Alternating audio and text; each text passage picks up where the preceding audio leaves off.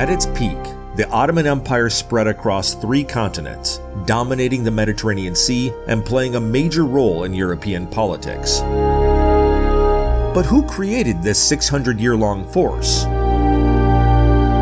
Who were Ertugrul and his son Osman?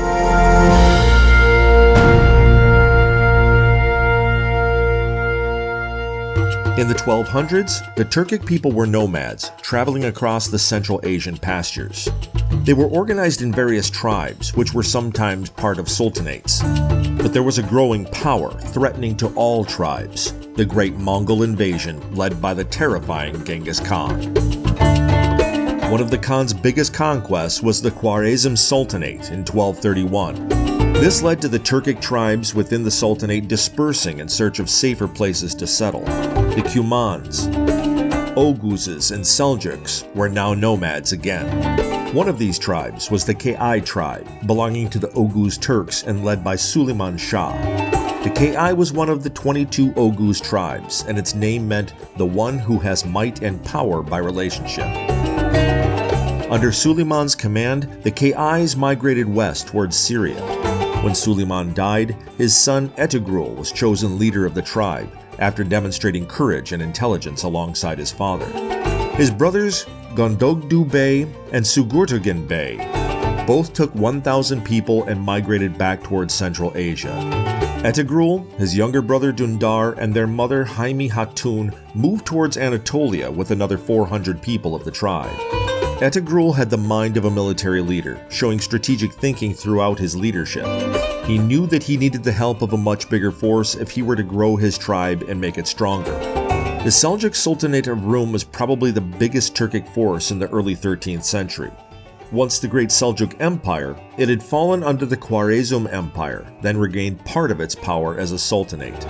Ertugrul's decision to help the Seljuk Sultan Kikubat against the Byzantine Empire was a milestone for the beginnings of the Ottoman Empire. The collaboration and success in battles granted Ertugrul strategic lands: Karakadağ, a fertile mountainous area next to Ankara, and Sogut, a village that would become the first Ottoman capital. The Ki army was known for filling first lines in battles, always fighting with impressive bravery. Kaykubat appointed Ertugrul as the clan's emir or lieutenant, and the Ki stayed in the Sultan's service for several years. Stationed at the border with the Byzantine Empire, the Ki would help the Seljuks defend against the empire as well as resist the Mongol army. But Ertugrul had much greater ambitions. He wanted to expand his tribe to unprecedented lengths.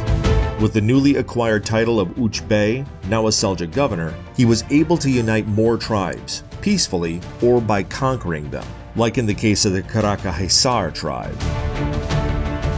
Then he began raiding Byzantine towns and villages, conquering them successfully in the name of the Seljuk Sultan. The 1,000-year-old empire was reaching its final age. The Ki tribe grew gradually and consistently under Ertugrul's command. He passed away in 1280 at nearly 90 years old. Ertugrul had 3 sons: Sarubatu, Gunduz, and Osman. Osman is the Arabic version of the Turkic name Ottoman. Does it sound like something familiar? That's right. The Ottoman Empire was named after Osman, its first emperor. And the Ottomans are simply called Ottomans because of Osman. Osman was the founder, Osman I was the founder of the Ottoman Empire, Uthman in Arabic, Osman in Turkish, and he indeed was from a Turkic tribe. He came from Central Asia as his father came. So how did Osman transform Ertugrul's small but powerful clan into one of the world's longest living empires? Osman was Ertugrul's youngest son, born in Sogut. He was raised in the traditional nomadic way. He learned horse riding, swordsmanship, arrow shooting, and falconry. He was taught by Shaykh Edebali, who practiced Islamic mysticism. He would help shape the policies of the Ottoman Empire alongside Osman. However, his rise to power wasn't an easy one. Ertugrul's young brother, Dündar, tried to usurp Osman, afraid that his ambition would pose a threat to the clan's integrity. Osman gave his uncle the capital punishment for disobedience. Osman started his military career by continuing his father's mission. raiding Byzantine towns in the vicinity of Sogut in Anatolia. Historian Esin Attil explains that Osman could only go west in his campaign, as he couldn't fight his Muslim brothers to the east and south. By 1300, the Seljuk Sultanate of Rum was declining in size and power, and the neighboring Turkic beyliks were gaining control over the Anatolian region. Osman could finally gain autonomy over his dominion, calling himself sovereign of the Ottoman beylik. This was the start of the Ottoman Empire. When the last Seljuk Sultan, Kekubat III, was assassinated by the Mongols, powerful generals suggested Osman should take his place, as the Sultan had no offspring. Osman was now Sultan, which gave him access to a bigger, stronger army. Osman then formed alliances with other clans, which invited other nomadic tribes to join him. The nomads generally had a more militarized spirit compared to people in settlements. Osman's ever-growing clan was therefore a very effective conquering force. After securing independence and control over Asia Minor, Osman sent messages to all remaining Byzantine fortresses, giving them a choice: accept Islam, Ottoman sovereignty, or open conflict. This made it easy for Osman to attack the cities which refused to yield. His army conquered Nicaea in 1301. In the spring of 1302, Byzantine Emperor Mikhail IX Palaeologus launched a campaign against the Ottomans, reaching Magnesia in the south.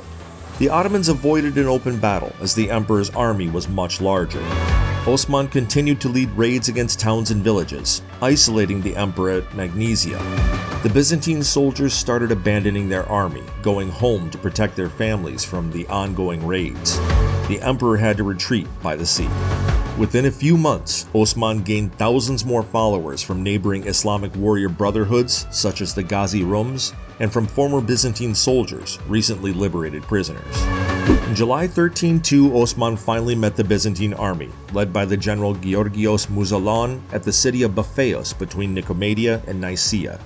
The Ottoman army comprised 5,000 light cavalry, more than double the size of the Byzantine army. Osman led a fast offensive, driving Mouzalon to retreat quickly towards Nicomedia. This victory would be of major significance to the nascent Ottoman Empire. The Byzantine had lost control of the Bithynia region. Their defeat also led to a mass exodus of the Christian population, which made up a lot of the Byzantine Empire's population. Osman had now gained control of the Aegean Sea. Ruling over an extended territory, Osman divided the land among his kin and generals, establishing Islamic hegemony in Asia Minor. But the Byzantine Empire wasn't eliminated yet. After a failed alliance with the Mongols, Emperor Andronicus II hired a company of Catalan mercenaries to fight off the Ottoman onslaught. The Catalans, led by Roger de Flor, won decisive victories against the Karasid and Germianid clans. Then they won against Osman in the town of Philadelphia.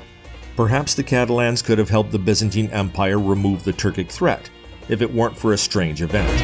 A group of people in Magnesia had beheaded the Catalan garrison soldiers, stealing their treasure. Roger de Flor was infuriated and drove his army to attack on the Byzantine cities. The emperor assassinated Roger de Flor, and the people of Constantinople rose against the Catalans, which then fought back. This chaotic conflict made it easier for Osman to continue his offensive against the Byzantines. Within a few years, Osman's beylik had reached the Black Sea and the Sea of Marmara. He then sought to expand the southern border. He led strong offensives against the Byzantine towns around the city of Yenişehir.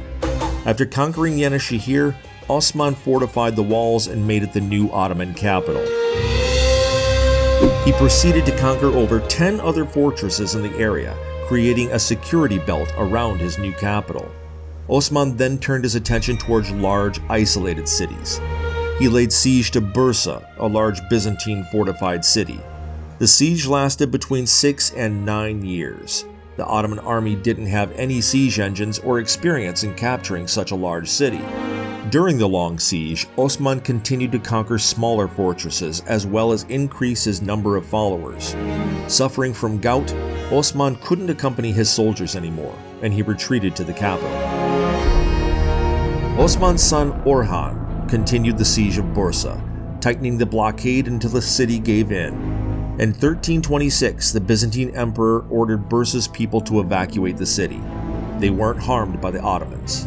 Saraz, the Bursa garrison leader, was even given the title of Bey out of respect for his courage and patience during the long siege. Historians' opinions are split about whether Osman was still alive when Bursa was finally conquered. What is undisputed, however, is the enormous impact that he had on the Turkic people. He formed an empire that would last 6 centuries. Within a century, the Ottoman Empire had extended onto 3 continents and had complete control over the land between Europe and Asia. This fueled the European discoveries by exploring the seas. The Christian Byzantine Empire struggled to keep up in the face of rapidly spreading Islam. The Ottomans governed most of the conquered lands by respecting local customs and allowing limited self-rule. This large, pluralist empire spread Islam but failed to create a unified culture, which led to its slow, gradual decline. What do you think were Ertugrul and Osman's greatest moves in creating the Ottoman Empire? And how big was Ertugrul's influence on his son, who would become the first Ottoman emperor? Let us know what you think in the comments. Don't forget to like the video and subscribe to our channel.